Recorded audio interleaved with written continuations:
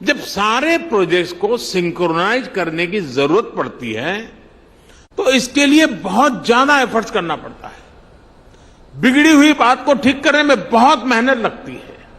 साथियों, ये जितनी भी दिक्कतें हैं उसका मूल कारण ये है कि मैक्रो प्लानिंग और माइक्रो इम्प्लीमेंटेशन जमीन आसमान का अंतर होता है।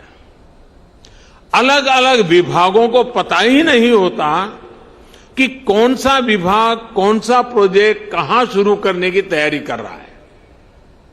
राज्यों के पास भी इस तरह की जानकारी एडवांस में नहीं होती। इस तरह के साइलोस के कारण निर्णय प्रक्रिया भी प्रभावित होती है और बजट की भी बर्बादी होती है। सबसे बड़ा नुकसान ये होता है कि शक्ति जुड़ने के बजाय, शक्ति मल्टीप्लाई होने के बजाय शक्ति विभाजित हो जाती है। जो हमारे प्राइवेट प्लेयर्स हैं उन्हें भी ये ठीक ठीक पता नहीं होता कि भविष्य में यहां से सड़क गुजरने वाली है या यहां से कैनाल बनने वाली है या यहां कोई पावर स्टेशन लगने वाला है। इस वजह से वो भी किसी क्षेत्र को लेकर, किसी सेक्टर को लेकर बेहतर प्लान नहीं कर पाते हैं। इन सारी दिक्कतों का हल पीएम गति शक्ति नेशनल प्लान इससे ही निकलेगा। जब हम मास्टर प्लान को आधार बनाकर चलेंगे तो हमारे रिसोर्सेज का भी ऑप्टिमम यूटिलाइजेशन होगा। साथियों, हमारे देश में इंफ्रास्ट्रक्चर का विषय ज्यादातर राजनीतिक दलों की प्राथमिकता से दूर रहा है। यह उनके घोषणा पत्र में भी नजर नहीं आता है। अब तो ये स्थिति आ गई है कि कुछ राजनीतिक दल देश के लिए जरूरी इंफ्रास्ट्रक्चर के निर्माण पर आलोचना करने में गर्व करते हैं, जबकि दुनिया में ये स्वीकृत बात है कि सस्टेनेबल डेवलपमेंट के लिए क्वालिटी इंफ्रास्ट्रक्चर का निर्माण एक ऐसा रास्ता है जो अनेक आर्थिक गतिविधियों को जन्म देता है, बहुत बड़े पैमाने पर रोजगार का निर्माण करता है। जैसे स्किल्ड मैन पावर के बिना हम किसी क्षेत्र में आवश्यक परिणाम नहीं प्राप्त कर सकते, वैसे ही बेहतर आधुनिक इंफ्रास्ट्रक्चर के बिना हम चौतरफा विकास नहीं कर सकते। साथियों, राजनीतिक इच्छा शक्ति की कमी के साथ ही देश के इंफ्रास्ट्रक्चर डेवलपमेंट को सबसे ज्यादा नुकसान पहुंचाया सरकारी विभागों के बीच आपसी तालमेल की कमी ने, आपसी खींचतान ने। राज्यों में भी हमने राज्य सरकारों और स्थानीय निकायों के बीच इस विषय पर तनाव होते देखा है। इस वजह से जो प्रोजेक्ट देश की इकोनॉमिक ग्रोथ को बढ़ाने में मददगार होने चाहिए थे, वही प्रोजेक्ट देश के विकास के सामने एक दीवार बन जाते हैं। समय के साथ बरसों से लटके हुए प्रोजेक्ट अपनी प्रासंगिकता, अपनी जरूरत भी खो देते हैं। मैं जब 2014 में यहां दिल्ली एक नई जिम्मेवारी के साथ आया तो भी ऐसे सैकड़ों प्रोजेक्ट थे जो दशकों से लटके हुए थे। लाखों करोड़ रुपए के ऐसे सैकड़ों प्रोजेक्ट्स की मैंने खुद समीक्षा की। सरकार के सारे विभागों, सारे मंत्रालयों को एक प्लेटफॉर्म पर लाकर खड़ा कर दिया, सारी रुकावटों को दूर करने का प्रयास किया।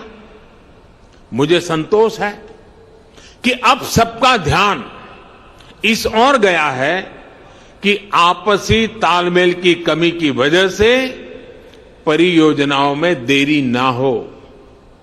अब होल ऑफ गवर्नमेंट अप्रोच के साथ सरकार की सामूहिक शक्ति योजनाओं को पूरा करने में लग रही है। इसी वजह से अब दशकों से अधूरी बहुत सारी परियोजनाएं पूरी हो रही हैं। साथियों, पीएम गति शक्ति अब ये सुनिश्चित करेगी कि 21वीं सदी का भारत इंफ्रास्ट्रक्चर प्रोजेक्ट में कोऑर्डिनेशन में कमी की वजह से ना पैसे का नुकसान उठाए और ना ही समय गंवाए। पीएम गति शक्ति नेशनल मास्टर प्लान के तहत रोड से लेकर रेलवे तक, एविएशन से लेकर के एग्रीकल्चर तक विभिन्न मंत्रालयों को, विभागों को इससे जोड़ा जा रहा है। हर बड़े प्रोजेक्ट को, हर डिपार्टमेंट को सही जानकारी, सटीक जानकारी समय पर मिले, इसके लिए टेक्नोलॉजी प्लेटफॉर्म भी तैयार किया गया है। आज यहां कई राज्य के मुख्यमंत्री और राज्यों के अन्य प्रतिनिधि भी जुड़े हैं। मेरा सभी से आग्रह है कि जल्द से जल्द आपके राज्य भी पीएम गति शक्ति नेशनल मास्टर प्लान से जुड़कर अपने राज्य की योजनाओं को गति दें। इससे राज्य के लोगों का भी बहुत लाभ होगा। साथियों, पीएम गति शक्ति मास्टर प्लान सरकारी प्रोसेस और उससे जुड़े अलग अलग स्टेक होल्डर्स को तो एक साथ लाता ही है। ये ट्रांसपोर्टेशन के अलग अलग मोड्स को आपस में जोड़ने में भी मदद करता है। ये होलिस्टिक गवर्नेंस का विस्तार है। अब जैसे गरीबों के घर से जुड़ी योजना में सिर्फ 4 दीवारी नहीं बनाई जाती, बल्कि उसमें टॉयलेट, बिजली, पानी, गैस कनेक्शन भी साथ ही आता है। ठीक वैसा ही विजन इसमें इंफ्रास्ट्रक्चर के लिए भी है।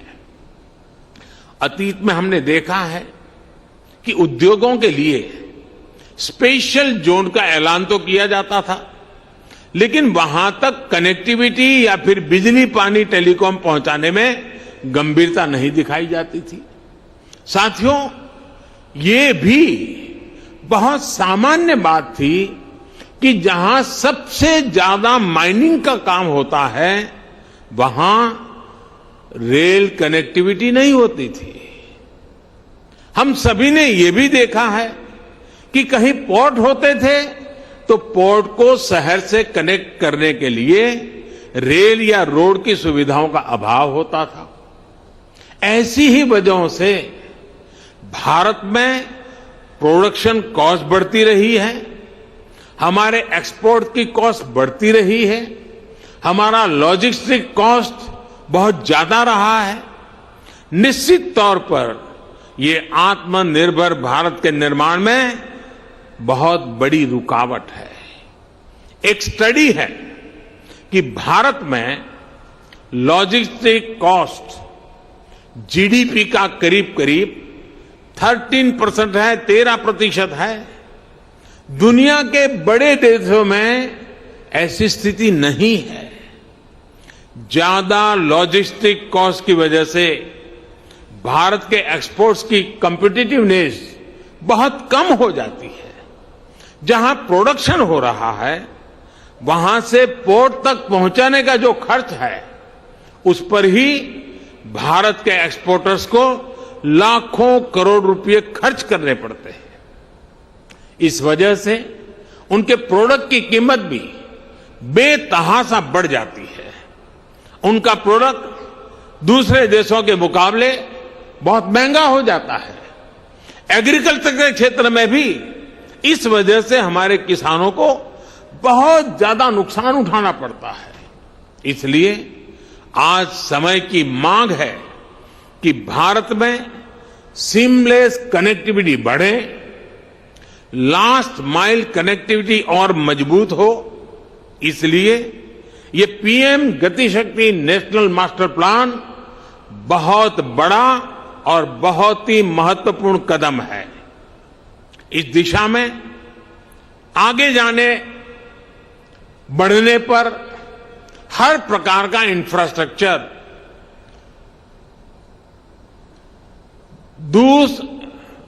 दूसरे इंफ्रास्ट्रक्चर को सपोर्ट करेगा, उसका पूरक बनेगा। और मैं समझता हूं हर कारण, हर स्टेक होल्डर को भी ज्यादा उत्साह से इससे जुड़ने की प्रेरणा मिलेगी। साथियों, पीएम गति शक्ति नेशनल मास्टर प्लान देश की पॉलिसी मेकिंग से जुड़े सभी स्टेक होल्डर्स को, इन्वेस्टर्स को एक एनालिटिकल और डिसीजन मेकिंग टूल भी देगा। इससे सरकारों को प्रभावी प्लानिंग और पॉलिसी बनाने में मदद मिलेगी, सरकार का अनावश्यक खर्च बचेगा और उद्यमियों को भी किसी प्रोजेक्ट से जुड़ी जानकारी मिलती रहेगी। इससे राज्य सरकारों को भी अपनी प्राथमिकताएं तय करने में मदद मिलेगी। जब ऐसा डेटाबेस मैकेनिज्म देश में होगा तो हर राज्य सरकार निवेशकों के लिए टाइम बाउंड कमिटमेंट दे पाएगी। इससे इन्वेस्टमेंट डेस्टिनेशन के रूप में भारत की बढ़ती साख को नई बुलंदी मिलेगी, नया आयाम मिलेगा। इससे देशवासियों को कम कीमत में बेहतरीन क्वालिटी मिलेगी, युवाओं को रोजगार के लिए नए अवसर मिलेंगे। साथियों, देश के विकास के लिए ये बहुत जरूरी है कि सरकार के इंफ्रास्ट्रक्चर से जुड़े सभी विभाग एक दूसरे के साथ बैठें, एक दूसरे की कलेक्टिव पावर का इस्तेमाल करें। बीते वर्षों में इसी अप्रोच ने भारत को अभूतपूर्व गति भी दी है। पिछले 70 वर्षों की तुलना में आज भारत पहले से कहीं ज्यादा स्पीड और स्केल पर काम कर रहा है।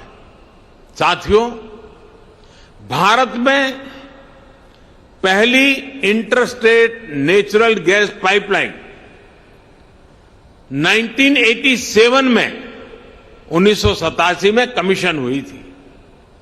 इसके बाद साल 2014 तक यानी 27 साल में देश में 15,000 किलोमीटर नेचुरल गैस पाइपलाइन बनी।